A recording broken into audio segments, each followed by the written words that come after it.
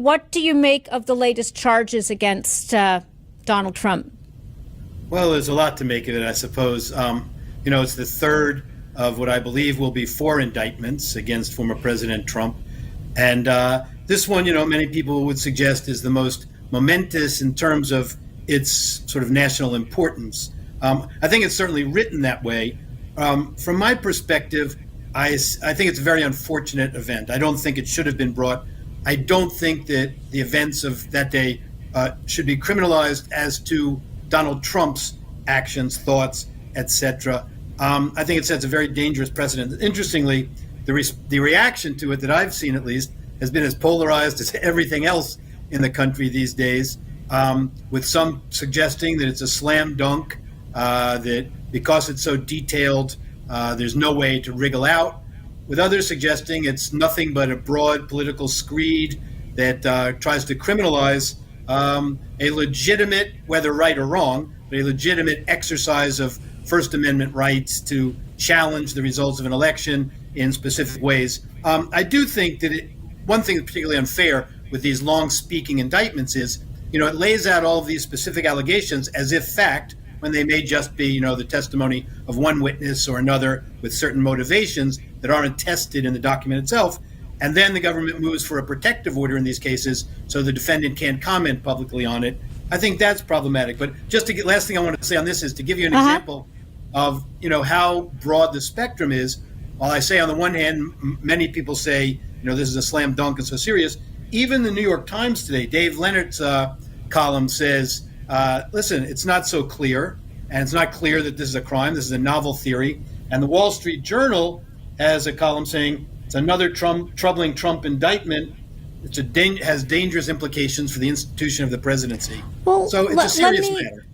Let me go back. I want to unpack this a little bit, and I should point out the fact that you've represented Democrats, socialists. So, you often get painted with the same stripe as the client that we're talking about at that moment. But you've represented many people in cases that are similar to this, I'm sure. Actually, you have. I'm sure you haven't. So I'm going to strike that. Let me ask the question differently. Let me unpack this a bit, David, in terms of, is this, you said, I believe the term you used was it long? What did you say about the indictment that's unusual? So, speaking indictment. It's a long speaking indictment. Okay, so sorry, thank you. So, David, let's unpack this a little bit. You mentioned the term long speaking indictment. What do you mean by that? Well, often, indictment really just has to charge the statutory section and lay out sufficient facts to give the defendant notice of what he or she is being charged with so that person can defend against it and to protect against double jeopardy. Let's say the person gets acquitted and the government comes back and says, well, that's not really what we meant the first time around. So there should be enough specificity for that. Sometimes that's fleshed out in a bill of particulars. In any event, this is written more as a political document. I think the justification the Smith team would use would be to say, listen, it's a matter of great importance to the American people, and so we're going to lay out the evidence that we have in detail. I think the other side of it would be it's very unfair because you're just taking someone's word for it who, without being able to cross-examine that person. And secondly, you've omitted a number of relevant things. So, for example, Mr. Smith in the indictment. This is the special counsel we're talking about here?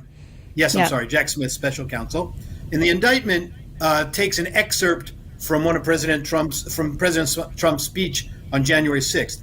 But he omits the part that the defenders of President Trump highlight, and that is to demonstrate peacefully and patriotically. That's certainly relevant to the idea if the suggestion or the assertion in the indictment is that President Trump encouraged or intended to encourage violence. Certainly relevant that he said peaceful and patriotic.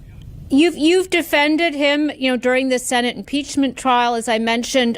What is the best recourse for President Trump? What advice would you give him in this situation? A very specific factor to this case is that in terms of the conspiracy charges, conspiracy is what's called a specific intent crime. So they have to show that 2 or more people agreed to commit the goal of the conspiracy, knowing that it was forbidden by the law.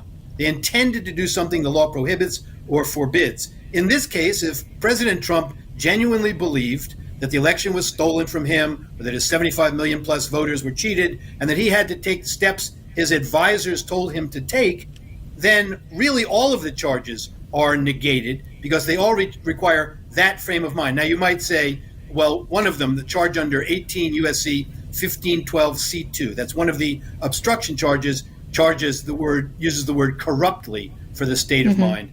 That's problematic because it's a bit vague. But anyway, the point is here, one of the primary defenses will have to be his state of mind. I can tell you this, without any hesitation, President Trump believed then, believes today, with his heart and soul, that he was cheated, that the election was stolen, that improprieties occurred, that stopped his win, that he actually won the election, and so on. And he acted out of that frame of mind. And I can also tell you that at all times he was advised by these lawyers around him. You can be sure that President Trump didn't come up with the idea of alternative electors. You wouldn't expect a businessman to necessarily even understand the system of electors, which, by the way, isn't so clear anyway. It varies among the states, whether electors are bound to vote for the popular vote and so on. Anyway, there's a lot here. It's a fascinating case.